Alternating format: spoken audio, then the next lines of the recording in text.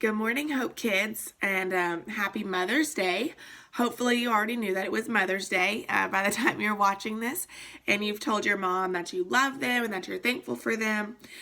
If you have ever opened your lunchbox or looked down at your plate, because we have had a lot of lunches at home recently, and seen a really special peanut butter and jelly just the way you like it, or maybe it's a turkey sandwich, or maybe it's a really yummy homemade cookie or brownie.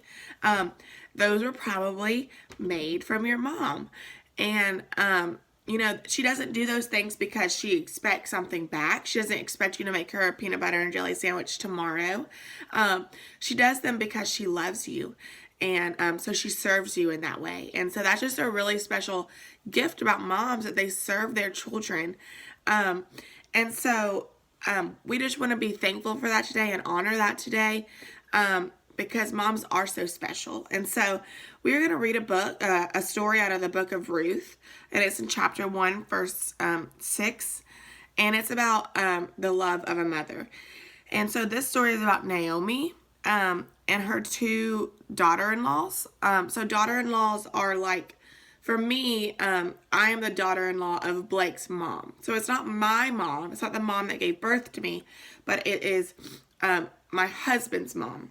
So that is what a daughter-in-law is.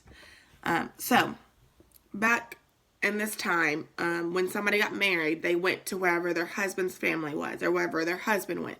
So they could have moved a long way away to be with their husband's family, where their family might be somewhere completely different. And so before we start reading in our book, their husbands and their father-in-law had died. And so that's where we're going to pick up. It says, Then Naomi arose with her daughter-in-laws to return from the country of Moab. She had heard in the fields of Moab that the Lord had visited his people and given them food. So she set out from the place where she was with her two daughter-in-laws, and they went on the way to return to the land of Judah. But Naomi said to her two daughter-in-laws, Go, return each of you to your mom's house. May the Lord deal kindly with you, as you have dealt with me. The Lord grant that you may find rest, each of you, in the house of her husband. Then she kissed them, and they lifted up their voices and wept. So they cried. They were sad that they were leaving each other. And they said to her, No, we will return with you to your people. But Naomi said, Turn back, my daughters. Why will you go with me? Have I yet sons in my womb that they may become your husbands? Turn back, my daughters. Go your ways, for I am too old to have a husband.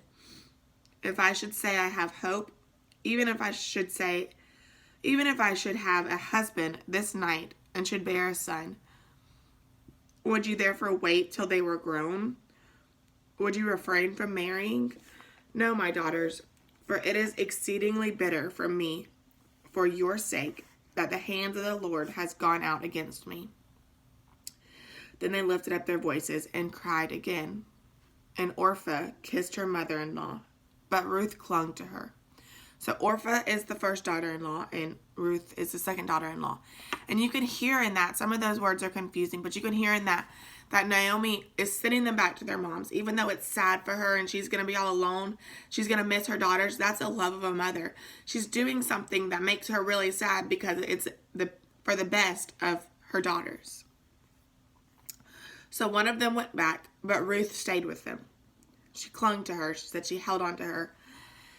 And Ruth said, See, your sister-in-law has gone back to her people. And Naomi said to Ruth, See, your sister-in-law has gone back to her people and to her gods. Return after your sister-in-law. But Ruth said, Do not urge me to leave you or to return from following you. For where you go, I will go, and where you lodge, I will lodge. Your people shall be my people, and your God shall be my God. Where you die, I will die, and there will I be buried. May the Lord do so to me, and more also, if anything but death parts me from you.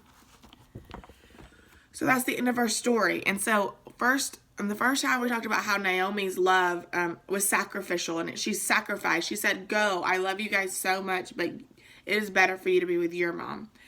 And then in the second half, we see Ruth honoring the mother figure in her life, her mother-in-law, and saying, I love you and I'm not leaving you. Please don't make me leave. And where you go, I'll go. Where you stay, I'll stay.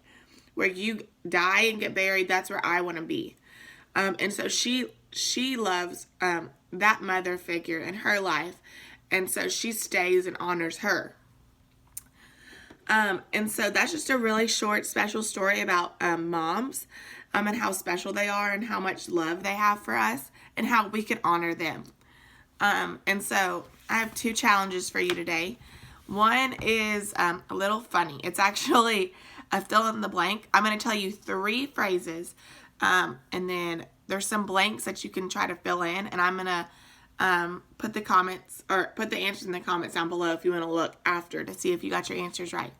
But these are phrases that mom might say. It says, I'm telling you for the time. So there's a blank there in between time.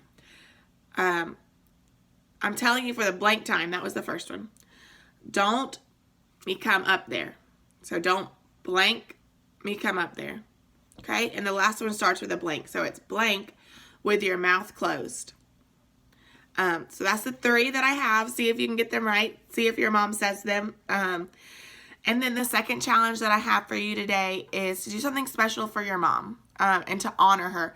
Our whole story from today says that God's command is to love and honor your mother. The Bible says in Ephesians 6:1, it says, children, obey your parents, for it is right. So we are to obey our parents. We're to love and honor them. And honor means obey or follow or respect them. So today, do something that loves and honors your mom. Do something special for her. Maybe something that she really loves that you can do. Maybe it's just making her something special, like a card, and writing how much you love her in it. I promise she will love it.